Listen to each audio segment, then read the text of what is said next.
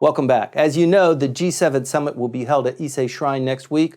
There are a lot of political figures beginning to float into Tokyo. And on the agenda for President Barack Obama is a visit to the nuclear-bombed city of Hiroshima. It is the first time for a sitting president to visit that city. Michael, this is very big. This is an immense thing. It's a historic event. When Obama goes to Hiroshima, it will be basically closing the circle on his political program as regards nuclear weapons, for which he was awarded a premature, clearly, Nobel Peace Prize. Right. This will finally bring closure in the same way that the 70th anniversary of the war on the Japanese side and just the apology of just a few months ago tried to bring closure. This will bring closure on what is one of the hardest things to think about. What did Hiroshima's destruction and Nagasaki's destruction by nuclear weapons mean? And what is the lesson that we draw out of it, and what are we going to do about it? Right. Those are really hard questions. And the thing is, of course, it's become a political football for people who think they have simple answers. Right. Well, it's not his last brouhaha, but I mean, he is ending his term too. He's a lame duck president now. He's got a couple of more months before the election comes, and he's out of office, and either Hillary or Trump fill in. This is a big deal geopolitically, for foreign policy purposes, for the nuclear issue, and also for this nagging issue of an apology for what we did to you guys. Yeah, this question of apology has obsessed the American side. It's not such a big deal on the Japanese side, at least from my readings of various writers about what is the meaning. For the most part, most people come with this idea that at last the Americans are coming. You know, it was something that needed to happen a long time ago, but in order to cement the relationship between the two countries, this act and its significance has to be acknowledged. Great. And he's coming. So do we expect him to apologize? No. No. You know, we don't expect things that we're not going to get. Right. Well, I think also, as you mentioned, the Japanese population isn't really anticipating or expecting an apology. It's all bygone. 70 years ago, that world and this world is very different. We're different people. We're integrated at so many levels. Well, some people aren't. I had a Twitter war over this week with some right-wingers who wanted to get on my case because I actually used to live in Hiroshima way back 2 decades ago. I lived there for 3 years and loved the city. Great loved city. Everything about it, and haven't been back since then. But I had a great time while I was there, and it was a deeply moving place to live. Nevertheless, they thought that my view, which is that whatever you may think, the sacrifice of Hiroshima and Nagasaki, 2 nuclear weapons, is a net positive. It ended the war fast. And it also prevented up until now, World War III. We've never had a great war between great powers since because of these horrific weapons. I got into an argument with right-wingers who said, yeah, you can't make excuses like that. You should say sorry. The United States has done these terrible things. And one of them finally said, well, I guess that's the attitude of a people who can't stop making wars and killing people all over the world. And that was the end of that conversation. Okay. So there are Japanese who are not, who do expect an apology and who are not happy that there's not going to be one. There are a couple of things that are coming up on the horizon within the next 10 or 15 days, Michael. We've got the visit of all of the leaders of the G7. We have perhaps an announcement on the consumption tax issue. Related to that is the maybe a double election, which we're on again, off again. We've been talking about this endlessly for the last 6 months. It looks like there'll be some movement there. But for Americans looking at Japan, the Hiroshima visit is going to be above all of that.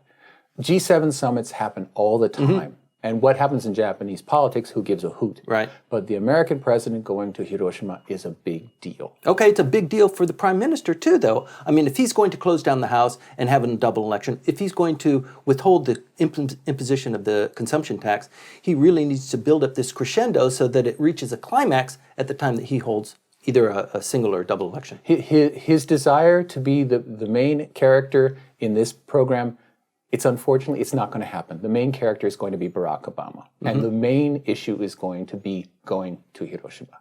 Now, it has been such a powerful narrative that now there is this demand that Abe is feeling that he goes to Pearl Harbor. Isn't this interesting? It's an interesting twist. It's really a terrific idea. I don't know if it's a terrific idea, but it's this sense of quid pro quo, which comes from I don't know where. There are different issues, there are different problems, I think, that you can't mix the two, but now they are. Well, I think it's a great idea. I mean, he's piggybacking on this.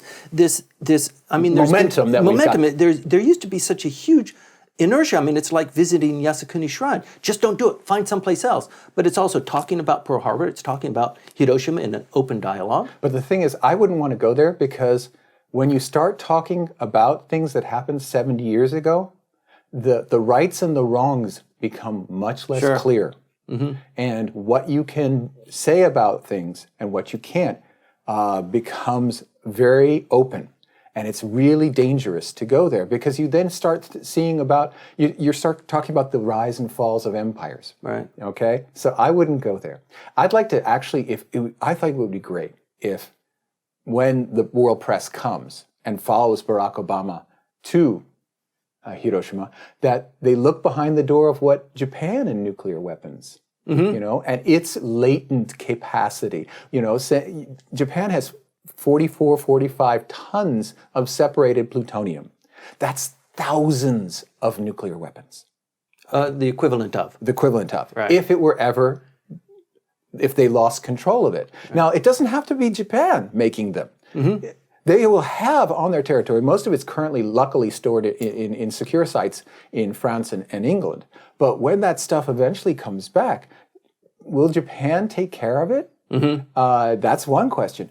And of course, Japan's own, last month in the Diet, the opposition asked, are nuclear weapons allowable under Article 9, the peace article of the Constitution? And lo and behold, they said, yes. It's okay. It's okay. If they're used solely for self-defense purposes. Right. Wow. You know, we give up war, but nuclear weapons are okay? Yeah. That's a really, but it's an old argument that's been happening since the 1950s, and the government of Japan, despite Hiroshima, despite Nagasaki, has held that Japan possessing nuclear weapons, it doesn't, but it could, and if it did, it would be entirely constitutional. Well, that's something that I'd like them to ponder when they make these judgments about, you know, who's to blame, who should apologize. That in Japan itself, where we've had not only Hiroshima, Nagasaki, but the Fukushima disaster, nuclear weapons are still on the table. Sure, yeah. You know, it's like we can't learn about this. We have to learn by mistaking. You know, we mistakes, make progress, and the more mistakes we get, the more we learn. That's right. But listen, if the Prime Minister visits Pearl Harbor, you can bet that his reception will be significantly different than Barack Obama visiting Hiroshima. It's going to be kind of weird. I don't even want to think about that, especially given Abe's own personal political dynamics. And of course, everybody will play off of that. But in the case of the Hiroshima visit, which is the one... It's on the board. It's on the board. It's going to happen. A lot of people thought that it wasn't going to. And the Japanese government side is for it. Most of Japanese civil society is for it. Right. And it's going to go great on the Japanese side. Wherever the trouble will be, it'll probably be on the U.S. Right. Apparently, the current Ambassador Caroline Kennedy, spent a lot of time, enormous amount of time, with her collaborators within the Prime Minister's residence. And the State Department.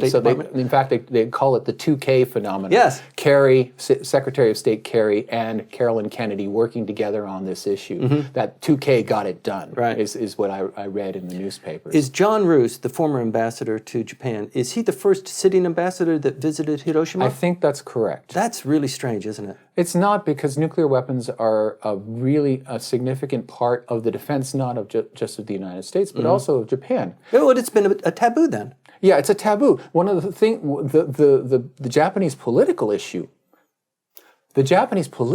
here is that Japan's security is guaranteed by the U.S. nuclear umbrella. That's right. That ambiguity, we don't make our own. We don't allow the introduction of nuclear weapons into our territories and territorial waters. unless, of course, we have a secret agreement with President Nixon that we can do so sometimes, Right. which is we now know, we did not know in 1972 that when Okinawa reverted to Japan, that there was a secret side agreement that the nuclear weapons that had been there could be reintroduced. That kind of thing, even though that there's this ban on nuclear weapons in Japan, nevertheless, the DPRK's nuclear threat, and to a certain extent China's nuclear threat, though I know you're not supposed to say the C word, Right. is deterred by U.S. nuclear weapons. So I can understand that Japanese members of the foreign ministry, the Kante, did not want U.S. ambassadors showing up at these things because it would make the whole story come out and people would start debating it again. Right. I think this concept of the nuclear umbrella is beginning to fade. I think the United States doesn't want it to continue on much longer. I think the Japanese themselves want to be able to project their own defense capabilities, and I think it might be inevitable that at some point in time, yes, they do also possess, nuclear capabilities. I mean, look at North Korea. It is really knocking on the door. And it's true that the security environment in Japan somewhat requires Japan to have nuclear weapons if the United States umbrella is withdrawn. We have antagonistic nuclear states on three sides. We have the Russians to the north, we have the North Koreans, and we have the Chinese. Basically, no other country in the world faces that. Tell me about the United States nuclear capability in Japan. They do have acknowledgement of nuclear capabilities in Okinawa, but is there no other capability throughout? There are no nuclear weapons on Japanese soil. There are no nuclear weapons on any ship or submarine that pays a port of call in Japan. Now, there may, of course, be nuclear weapons on U.S. missile subs that transit through Japanese waters under the sea, but the U.S. doesn't talk about it and the Japanese don't talk about it. But that's not covered by the general ban that was set up by Prime Minister Sato saying, we will not produce, we will not allow the transit, and we will not purchase, in other words, from the U.S., nuclear weapons. The three non-nuclear principles are still valid. And it is assumed that there are no nuclear weapons even in the general vicinity. That's the deal. And that's the deal that makes it possible for Japan to have this ambiguous position. If there were actual nuclear weapons on Japanese territory, this would all make no sense at all. I'm skeptical. I think that nuclear ships make ports of call. The submarines make ports of call. I think nuclear weapons are on cruise missiles that are perhaps carried on aircraft carriers. Then that would mean that the United States is lying in its own declarations of where it stands in terms of nuclear weapons, and that would put it in conflict with its agreements with Russia on disarmament. I'm strongly disagree with you. Okay, on this. but what does this nuclear umbrella mean? I mean, if they're not in close proximity, it means that they're in these sleeping boomers and they don't make ports of call in Japan? They don't. The boomers don't make ports of call. They do their tours completely underwater in secret, and nobody knows about that. And yes, what that means is that there is not a first strike capability. It's going to be a second strike. So a city or a number of cities in Japan will have to be destroyed in nuclear fire before the United States will use its own nuclear weapons against the antagonistic force. Okay. Yes. So what it means is that there has to be sacrifice first. That's what it means. Which means, once again, why there's such a heavy reliance on the Patriot stationed all throughout Tokyo, northern Japan. The anti-missile batteries, the anti-missile defense systems that are on the Aegis destroyers. That whole debate is basically because Japan does not have a response. Right.